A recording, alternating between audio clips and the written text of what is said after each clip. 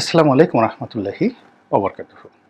আপনারা যারা সামাজিক মাধ্যম আহ, নাড়াচাড়া করেন বা সামাজিক মাধ্যমে সময় কাটান, Facebook, YouTube, Twitter, LinkedIn, Baidu থেকে শুরু করে আরও অনেকগুলো যে গণমাধ্যমের বিপরীতে সামাজিক মাধ্যম রয়েছে, সেখানে জামাতের আমির ডাক্তার শফিকুর রহমান, তাকে নিয়ে মানুষের যে চিন্তা এবং চেতনা, এটি আজ থেকে 1 মাস আগে আমরা কেউ কল্পনাও করতে পারিনি।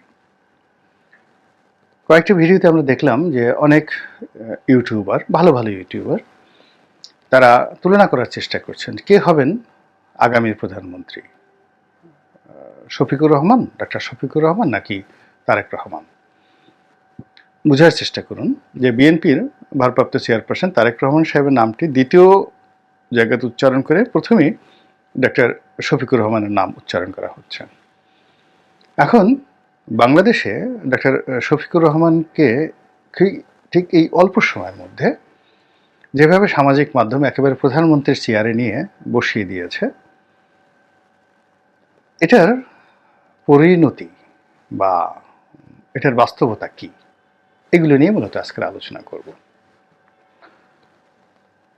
জনাব তারেক রহমান এই মুহূর্তে লন্ডনে আছেন, আর বাংলাদেশে যারা ওনার প্রতিনিধি রয়েছেন তার মধ্যে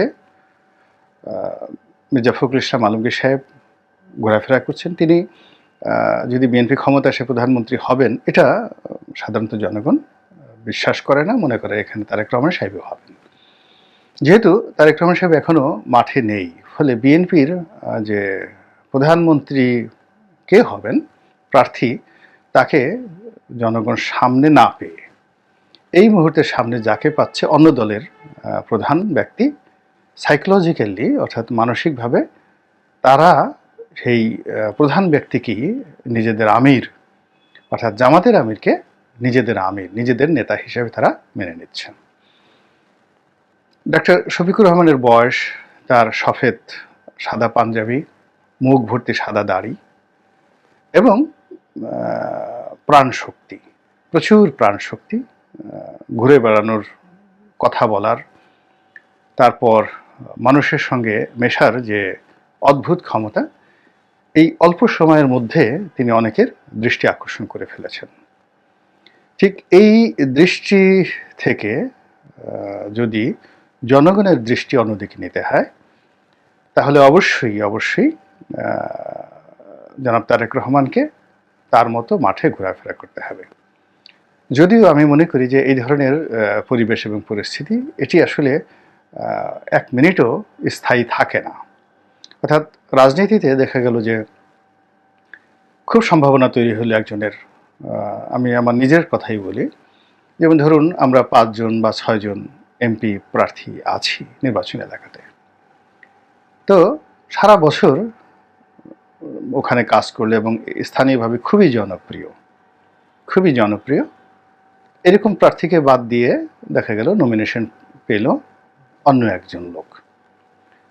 তো যেই মুহূর্তে নমিনেশন নিয়ে ওই লোক সেখানে উপস্থিত হলেন, বাকি যারা স্থানীয়ভাবে জনপ্রিয় মুহূর্তের মধ্যে তারা কিন্তু ব্যাকফুটেজে চলে গেলেন, এবং এখানে শতকরা 90% ক্ষেত্রে রিভোল্ট হয় না, নমিনেশনের পিছনে লোকজন ঘুরে।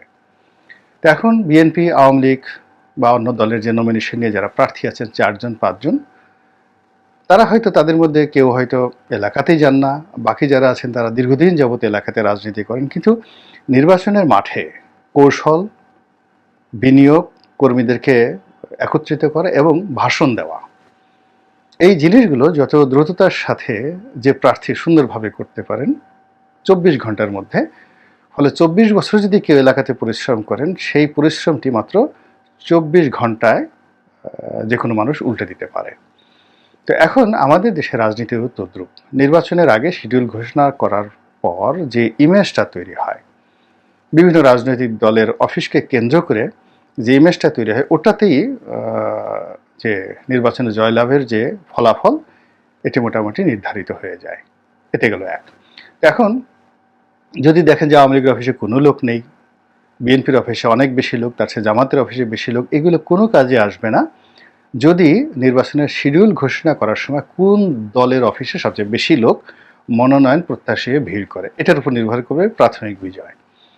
দ্বিতীয় বিজয় হলো যারা নির্বাচিত হবেন তারা তাদের এলাকাতে গিয়ে মাইক ধরে স্থানীয় নেতাকর্মী এবং জনগণকে কতটা উদ্বুদ্ধ করতে পারেন, এটার উপর নির্ভর করবে। তো সেই দিক থেকে আসলে বিএনপির বিকল্প আওয়ামী লীগ, আওয়ামী লীগের বিকল্প বিএনপি, এর বাইরে তৃণমূল পর্যায়ে নেই। জামাতের অনেক বড় নেতা আছেন। এখন যদি সত্যিকার অর্থে আপনি ধরুন ডক্টর শফিকুর রহমান সিলেট সদরে দাঁড়ালেন, হ্যাঁ, একক সিঙ্গেল।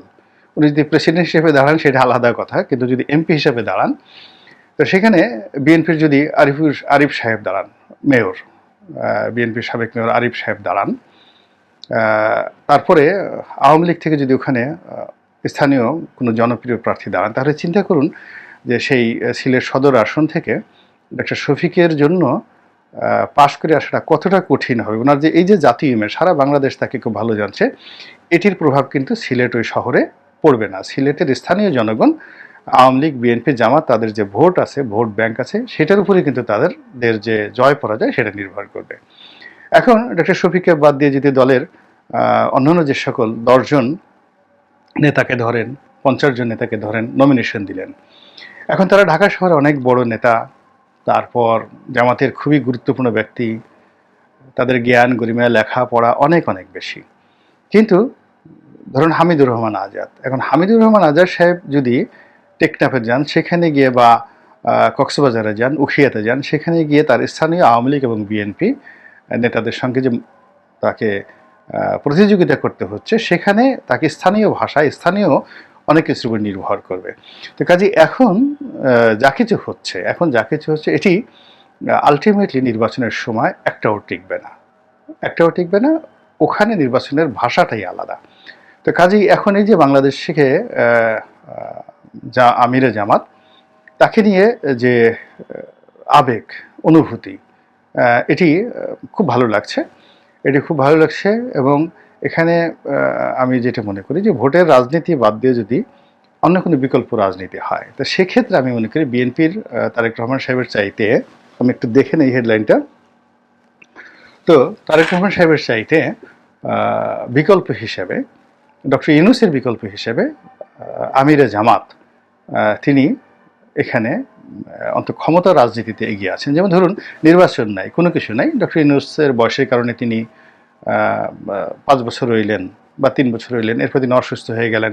বিকল্প সেই সেনাবাহিনীর পক্ষ থেকে, সুধী সমাজ থেকে যদি কাউকে পছন্দ করা হয় রাজনৈতিক দলের মধ্যে, সেখানে ভোটের যেহেতু ব্যাপার নেই, সেখানে কিন্তু আমিরে জামাত তিনি এগিয়ে যাবেন। কিন্তু যদি ফ্রি অ্যান্ড ফেয়ার ইলেকশন হয়, সেই ইলেকশনে যদি তাকে প্রধানমন্ত্রী হতে হয়, তাকে তো আসলে আলটিমেটলি কম করলে 160টি আসন পেতে হবে, সংখ্যাগরিষ্ঠ আসন তাকে পেতে হবে। এবং সেই কাজ করার জন্য আলটিমেটলি এখনও পর্যন্ত জামাত শুরু করেনি। জামাতের আমিরের ইমেজটা এই 15 দিনে একেবারে টপ অফ দ্য লাইনে চলে গেছে, এতে কোনো সন্দেহ নেই। কিন্তু এই টপ অফ দ্য লাইনে রাজনৈতিক যে পরিমণ্ডল বা রাজনৈতিক যে কানেক্টিভিটি বা রাজনৈতিক যে প্রসপেক্ট অ্যান্ড প্রসপারিটি, এই জিনিসগুলো সমন্বয় করার জন্য 160টি আসনে জেতার জন্য তার যে শক্তিশালী প্রার্থী দরকার, রাজনৈতিক কানেক্টিভিটি দরকার, এটি এখনও জামাত শুরু করেনি।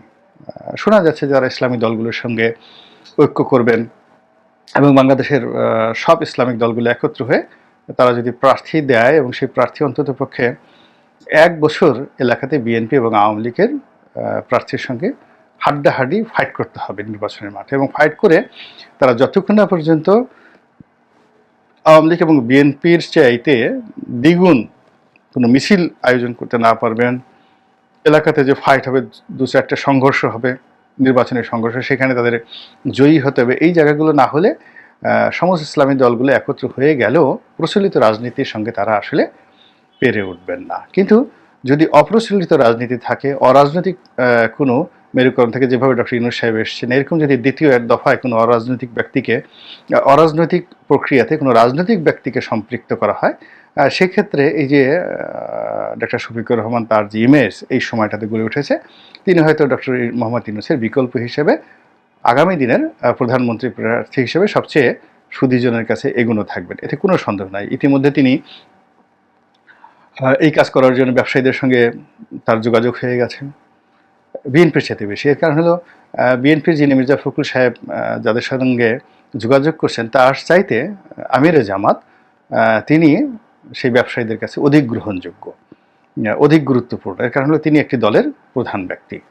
এরপর তার যে ফাইন্যান্সিয়াল সাউন্ডনেস আছে, দলের যে ভিত্তি রয়েছে, এবং ইতিমধ্যে তারা তো বেশ কয়েকটি ব্যাংক যেগুলো জামাত ইসলামী লোকদের সংখ্যাগরিষ্ঠতা ছিল বিভিন্ন সময়, সেই ব্যাংকগুলোতে তারা এসালামের কাছ থেকে কর্তৃত্ব প্রতিষ্ঠা করে ফেলেছে। ফলে তাদের মধ্যে একটা প্রচণ্ড রকম গতিময়তা কাজ করছে, এবং সেই গতিময়তার কারণে জামাত অফিসগুলো এখন বলতে গেলে রমরমা। বিশেষ করে বিভাগীয় শহরগুলো যে জামাতের অফিস রয়েছে সেখানে, এবং জামাতের যে মহানগর অফিস এবং কেন্দ্রীয় অফিস, এই অফিসগুলোতে আপনি গিয়ে দেখেন যে সেখানে কিন্তু একটা রমরমা অবস্থা হচ্ছে। এবং সেই রমরমা অবস্থার কারণে দেখা গেল যে এক সপ্তাহ আগে যেখানে চীনের রাষ্ট্রদূত, তারপরে পাকিস্তানের রাষ্ট্রদূত মির্জা ফখরুল সাহেবের সঙ্গে বৈঠক করেছেন, তো এক সপ্তাহ যেতে না যেতেই চীনের রাষ্ট্রদূতের মনে হয়েছে যে না, আগামীতে হয়তো জামাত ক্ষমতায় আসবে বা জামাতের আমির দেশের প্রধানমন্ত্রী হবে। তো তিনি কিন্তু এসে জামাত অফিসে দেখা করেছেন। একেবারে অবিশ্বাস্য একটা ঘটনা। চীন কিন্তু একটা সেকুলার রাজনীতি করেন, এবং সেখানে মুসলমানরা ঐতিহাসিকভাবে নিপীড়িত, এবং সেখানে যে উরুমকি রয়েছে সেই উরুমকিতে চীনের যে ঐতিহাসিক দমন পীড়ন সেখানকার উইঘুর মুসলিমদের উপর, এটি জাতিসংঘ পর্যন্ত সেখানে রেড অ্যালার্ট জারি করে রেখেছে। তো সেই দেশের রাষ্ট্রদূত একটি ধর্মভিত্তিক রাজনৈতিক দলের অফিসে গিয়েছেন, জামাতের আমিরের সঙ্গে বৈঠক করেছেন। কাজেই তাদের যে সিগন্যালটা, চীনের যে সিগন্যালটা, সেই সিগন্যালটা বিএনপির সঙ্গে আছে, তার সঙ্গে সঙ্গে কন্টেম্পোরারি আবার জামাতের দিকেও ডবল অ্যান্টেনা তারা লাগিয়ে রেখেছেন। বিএনপির দিকে অ্যান্টেনা আছে, জামাতের দিকেও অ্যান্টেনা আছে, যেখানে গিয়ে লাগে।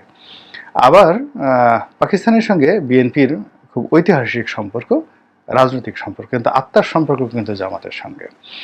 সেই আত্মার সম্পর্ক, সেটা সেই 60-এর দশক থেকে আত্মার সম্পর্ক, এবং সেই সম্পর্ক নিয়ে অনেক নেতিবাচক কথা রয়েছে যেগুলো আমি এখানে বলবো না।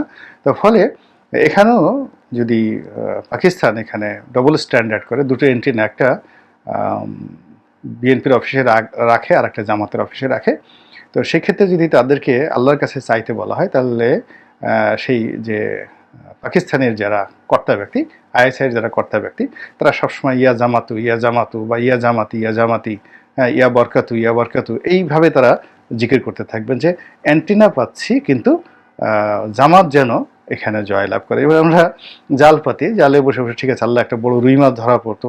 তো এই মুহূর্তে দেখা যাচ্ছে যে রাজনীতির ময়দানে যে খেলাধুলা হচ্ছে সেখানে জনগণের এক ধরনের হিসাব, কিন্তু যারা কূটনীতিবিদ রয়েছেন তাদের হিসাব ভিন্ন, ডক্টর ইউনূসের হিসাব ভিন্ন, আমলাতন্ত্রের হিসাব ভিন্ন, আর যে সুদী সমাজ রয়েছে, ব্যবসায়ী সমাজ রয়েছে, তাদের হিসাব ভিন্ন। এবং সেই দিক থেকে সবচেয়ে সুবিধাজনক অবস্থানে ডাক্তার শফিকুর রহমান যে পৌঁছে গেছেন, সেটিকে বিএনপি কিভাবে মোকাবেলা করে সেটি দেখার বিষয়। আল্লাহ আমাদের সবাইকে হেদায়েত দান করুন এবং হেফাজত করুন। আসসালামু আলাইকুম ওয়া রাহমাতুল্লাহি ওয়া বারাকাতুহু।